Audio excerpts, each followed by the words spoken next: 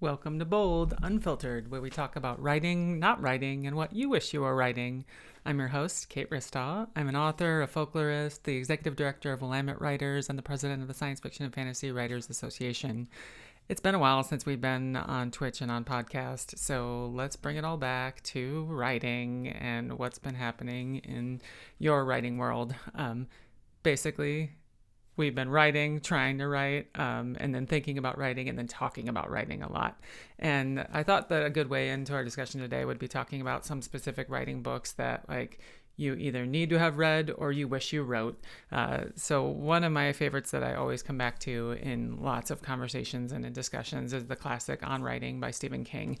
Why I'm bringing this one up, because it came up very recently in a discussion where we were talking about how do you include character and description, and how do you include action and plot, and how do you do all these things with character, and how do you do them in a way that drives your story forward?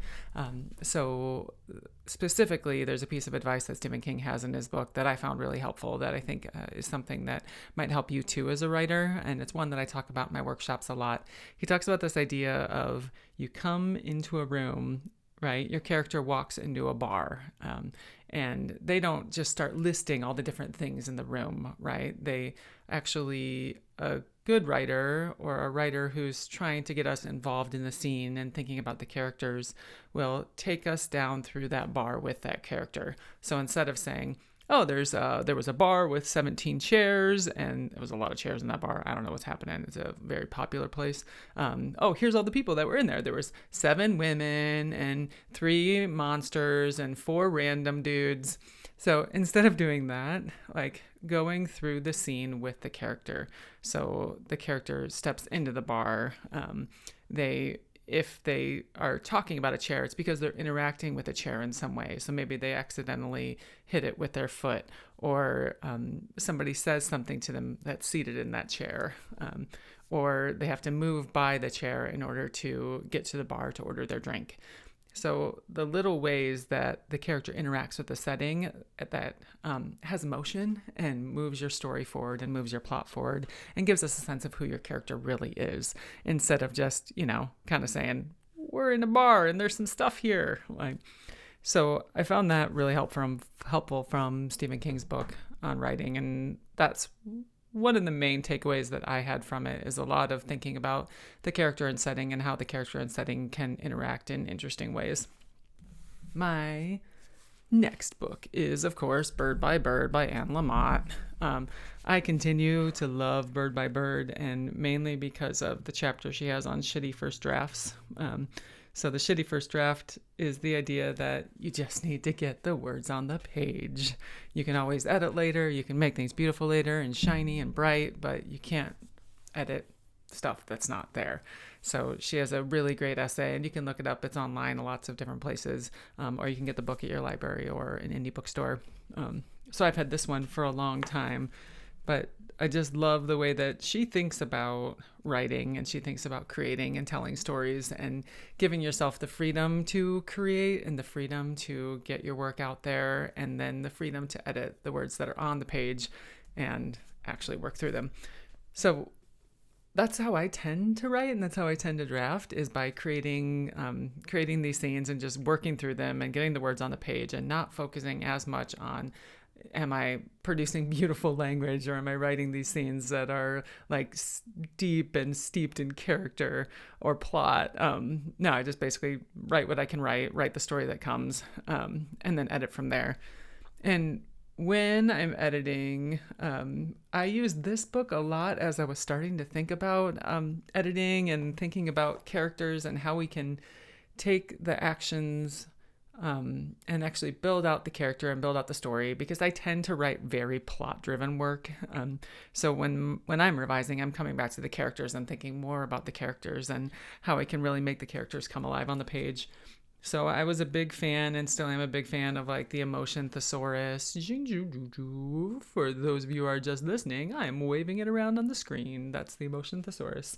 So the emotion thesaurus is great because you can basically look up an emotion like disbelief, right? And you have this idea that your character doesn't believe something, but you're like, how do I represent that for my character? So the emotion thesaurus gives you, okay, here's a definition of what disbelief is. Here's the physical signals of disbelief. So instead of you saying your character like couldn't believe it, oh my gosh, like you can say your character's eyes widened, or they showed their palms, or they lifted a single eyebrow, or their gaze went unfocused. So the emotion thesaurus gives us some physical signs and internal sensations and responses to emotions that can help you root your characters in their emotions and their feelings, which can also then help you connect with the audience more. So that's one that I came back to a lot, and I come back to a lot, particularly in revising. So there's always that idea that you should, is it show, don't tell, or tell, don't show? It's show, don't tell.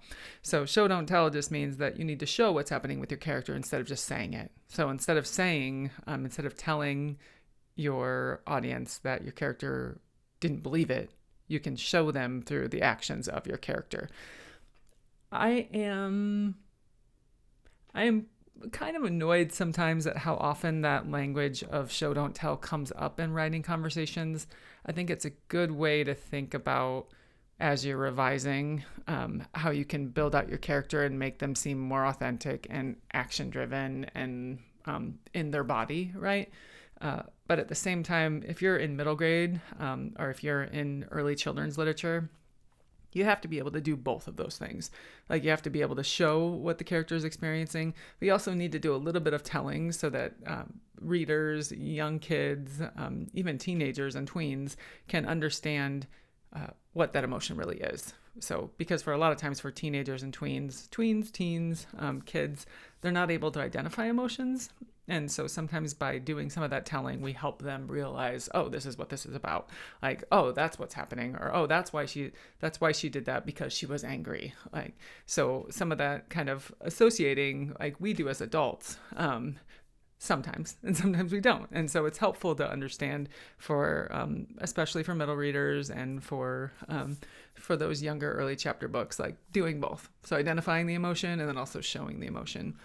So that's just something to keep in mind, because I think sometimes we over edit our work and we take out the things that like kids actually need or tweens actually need. So just pointing that out in terms of the showing, don't telling. And then the last book that I have for you today is, of course, Never Say You Can't Survive by Charlie Jane Anders. This book, as opposed to more of a craft book, it gets me thinking more about like, what are we doing? Like, why are we doing this in the first place? There are a million things that we as people can be doing. Why are we sitting down and trying to write a story or tell a story? And I think Charlie Jane really gets to that of what's the point? Why are we doing the work that we're doing, and how do we do it? And even in the face of all of this, I'm going to say emotional trash fire, despair, the world going the way the world goes sometimes, like why are we telling the story, and why are we the ones that need to tell the story? So that idea that, never say you can't survive. Like, you can do this, tell your story, give yourself time if now is not the time to tell the story, but keep coming back to who you are as a writer and the story that you want to tell, and why you're doing it in the first place. So these 4 books were my way back into talking with you and having you think about yourself as a writer and what are the things that you need. So sometimes we get so wrapped up in our writing that then, when you're stuck on something, you feel like you're the only one who's ever been stuck on this thing before. And the 4 books that we talked about today, like, deal with like, why are you writing, or the emotions and the characters and showing and not telling, and how to build out your characters, and also walking through a scene and how to work in description and detail and setting. And maybe sometimes you just need to get the story on the page, just let it run around, write the shitty first draft, let it be, let it flow, and come back and fix it later. So those are the 4 takeaways you have for today. And for the rest of the day, get to writing, and I'll be here when we get back. Thanks.